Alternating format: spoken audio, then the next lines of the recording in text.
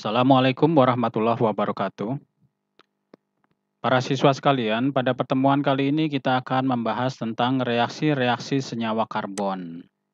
Ada beberapa jenis reaksi-reaksi senyawa karbon yang umum. Yang pertama adalah reaksi substitusi, yang kedua reaksi adisi, yang ketiga reaksi eliminasi, dan yang keempat adalah reaksi kondensasi. Di samping reaksi-reaksi yang umum, juga ada reaksi-reaksi spesifik.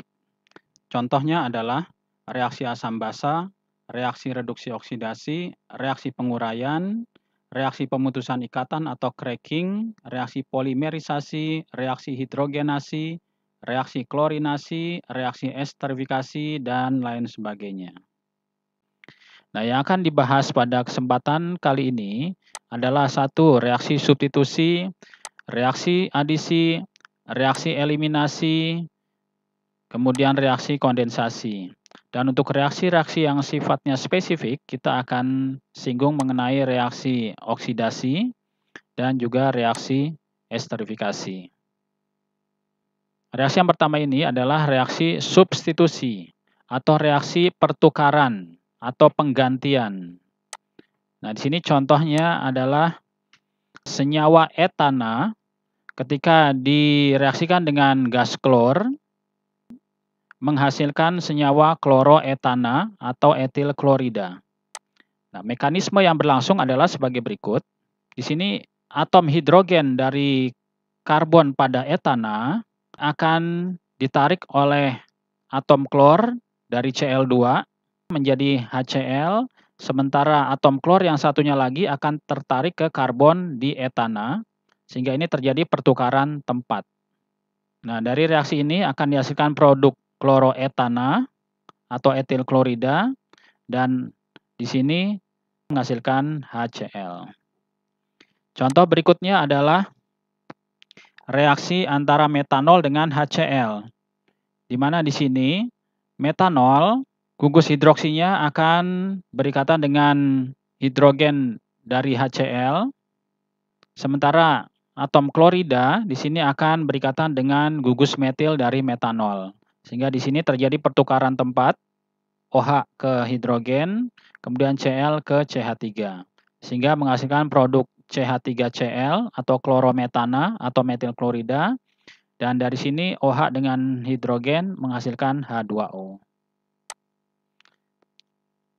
Contoh berikutnya lagi adalah etanol dengan logam natrium.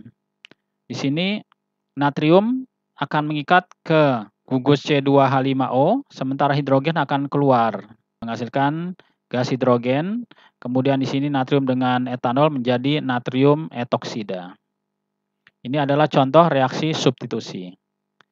Berikutnya adalah reaksi adisi, yaitu reaksi penjenuhan. Dapat kita lihat dari sebelumnya terdapat ikatan tak jenuh, kemudian akan menjadi jenuh. Reaksi adisi ini umumnya terjadi pada senyawa yang tak jenuh. Contohnya di sini propena, di mana di sini ada ikatan rangkap 2, akan diadisi oleh gas hidrogen.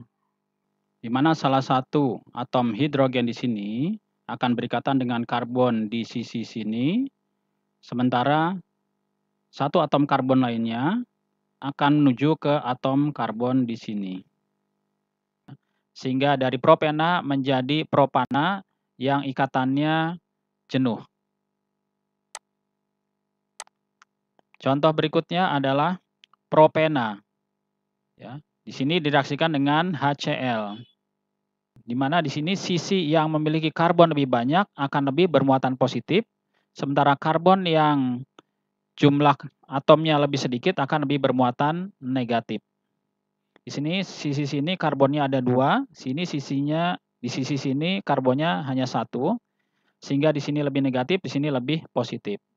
Ini akibatnya atom hidrogen yang lebih bermuatan positif akan menuju ke karbon yang lebih negatif, sementara komponen klorida yang lebih bermuatan negatif akan menuju ke karbon yang lebih bermuatan positif, sehingga menghasilkan produk dengan nama 2-kloropropana.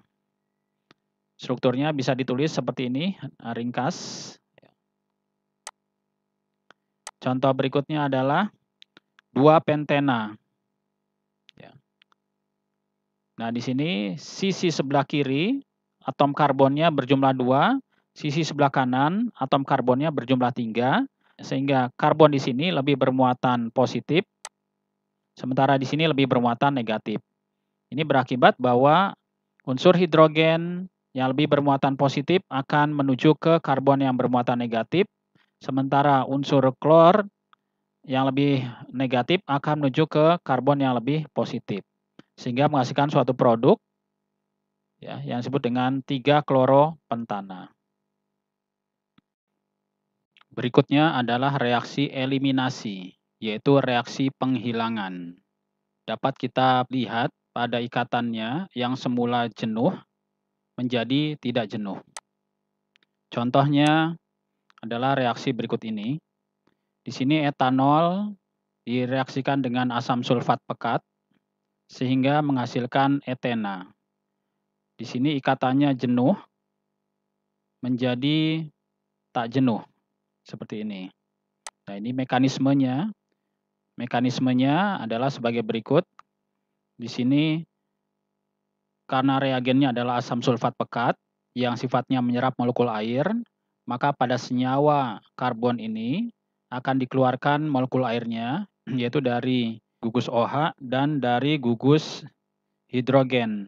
Di sini akan keluar menghasilkan air, kemudian ikatan yang putus di sini akan bergabung di sini dengan ikatan yang putus dari sini akan bertemu menghasilkan ikatan rangkap 2 seperti ini.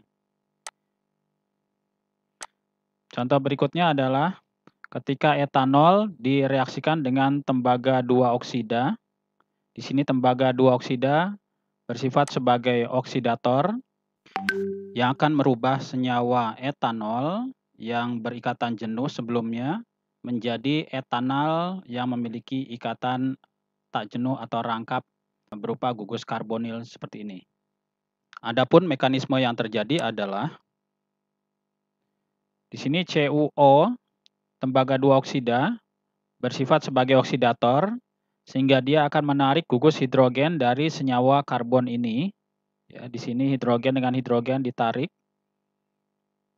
bergabung dengan atom oksigen di sini sehingga nanti menghasilkan H2O. Kemudian ikatan yang putus di sini akan bergabung dengan ikatan yang putus di sini sehingga menghasilkan rangkap 2 gugus karbonil di sini. Sehingga dari etanol akan berubah menjadi etanal. Reaksi berikutnya adalah reaksi kondensasi, yaitu penggabungan dengan melepaskan molekul lain. Contoh di sini adalah reaksi esterifikasi, di mana reaksi ini terjadi antara golongan alkohol dengan asam karboksilat menggunakan reagen asam sulfat pekat.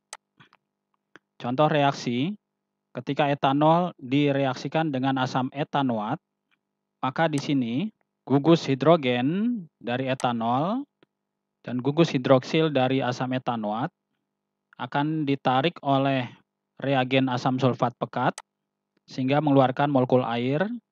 Kemudian senyawa sisa etanol dengan sisa senyawa asam etanoat akan bergabung menghasilkan senyawa ester berupa etil etanoat.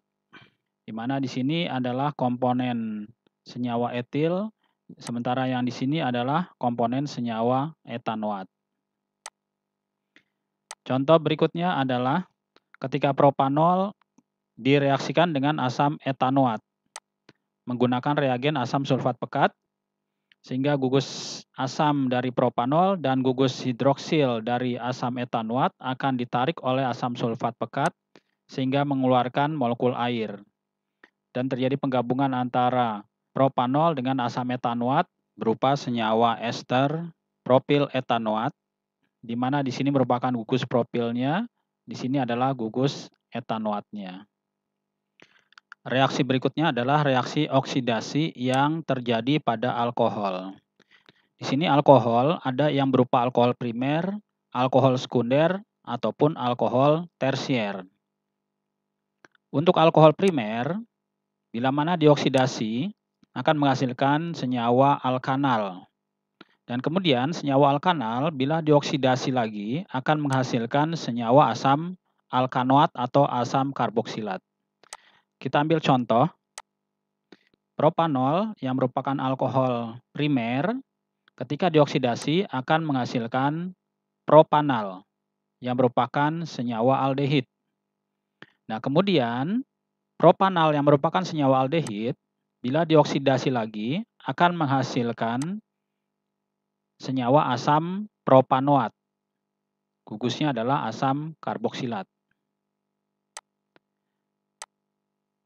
Berikutnya, butanol yang merupakan alkohol primer ketika dioksidasi akan menghasilkan senyawa butanal yang mengandung gugus aldehid. Nah, kemudian butanal dioksidasi lagi akan menghasilkan senyawa asam butanoat yang mengandung gugus karboksilat. Nah, untuk alkohol sekunder ketika dioksidasi akan menghasilkan senyawa alkanon. Nah, kemudian senyawa alkanon ketika dioksidasi maka dia tidak bisa dioksidasi. Nah, di sini contohnya adalah 2-butanol yang merupakan alkohol sekunder. Ini adalah karbon sekunder, sehingga alkoholnya adalah alkohol sekunder.